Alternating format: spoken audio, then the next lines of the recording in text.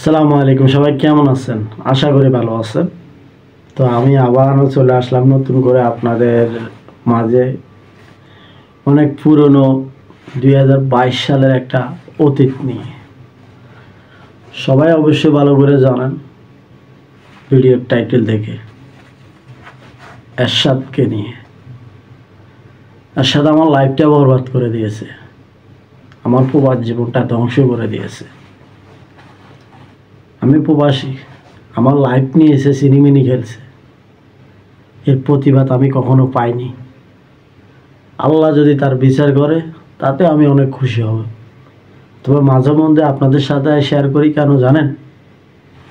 এই মনটাকে একটু সান্ত্বনা দিই, কারণ আমি জানি একমাত্র আল্লাহ ছাড়া আমার বিচার বাংলার জমিনে কেউ নেই আমার বিচারটা করার জন্য।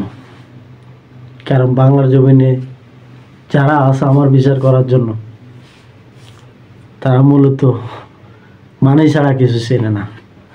সে তার পকেট পুড়িয়ে দিবে মানি দিয়ে, সে তার পক্ষে কথা বলবে, আমার পক্ষে কখনো কথা বলবে না, কারণ আমার কাছে টাকা নেই। এরশাদের কাছে প্রচুর পরিমাণ অর্থ আছে, কারণ সে আমার 12 লক্ষ টাকা মেরে দিয়েছে। 12 লক্ষ টাকা কি কম মনে হয় আপনাদের কাছে? না, প্রচুর টাকা।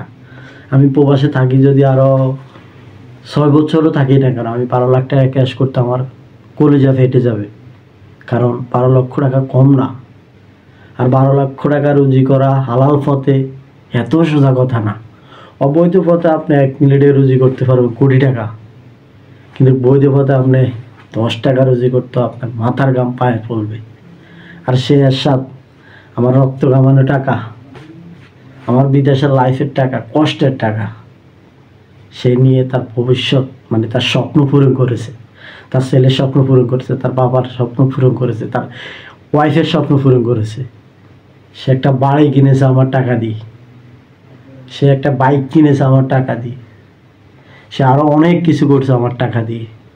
বড় বড় নেতাদেরকে আমার টাকা দিয়েছে যেন আমার বিচারটা মাটি চাপা দিয়ে দিতে পারে, এই সালুদি যেন বিচার না পায়। কারণ আমি ক্ষুদ্র একজন মানুষ, প্রবাসী, আমি সারাক্ষণ প্রবাসে পড়ে থাকবো। তারা চিন্তা করে আমার প্রবাসীর বিচার করলে যায় আসে না, আর না করলেও যায় আসে না। কারণ প্রবাসী যখন সবসময় বাইরে থাকে, সে দেশে থাকে না, সে আমাদের কোনো ক্ষতি করতে পারবে না, একমাত্র আইন ছাড়া। তো আইনের সাথে লড়ার জন্য, আইনের আশ্রয় নেওয়ার জন্য সময় দরকার প্রবাসীর, কারণ সেটাও নেই, তারা ভালো করে জানে। এই কারণে তারা আমাদের বিপক্ষে থাকে, পক্ষে থাকে না। তো আবার ইনশাল্লাহ আমি নতুন নতুন ভিডিও নিয়ে আসবো এ বিষয়ে। ইনশাল্লাহ আমি আরও অনেক ভিডিও বানাবো এরশাদ নিয়ে। তো আমি আমার লক্ষ্মীপুরবাসী, এমনকি কুশাখালী 18 নম্বর ইউনিয়ন 5 নম্বর ওয়ার্ড মানুষদেরকে বলতে চাই, আমার বিষয়টা আপনারা দেখবেন। এর বেশি কিছু আমি বলবো না, আপনারা শুধু আমার বিষয়টা দেখবেন। ঠিক আছে? ওকে, আসসালামু আলাইকুম। সব শেষে সব কষ্ট বলে আমি হাসি খুশি থাকতে ভালোবাসি, এরই নাম জীবন। আর আমি আল্লাহর একজন গুনাহগার বান্দা।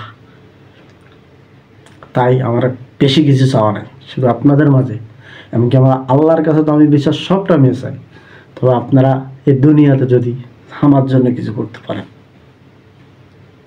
ভালো থাকবেন। আল্লাহ হাফেজ।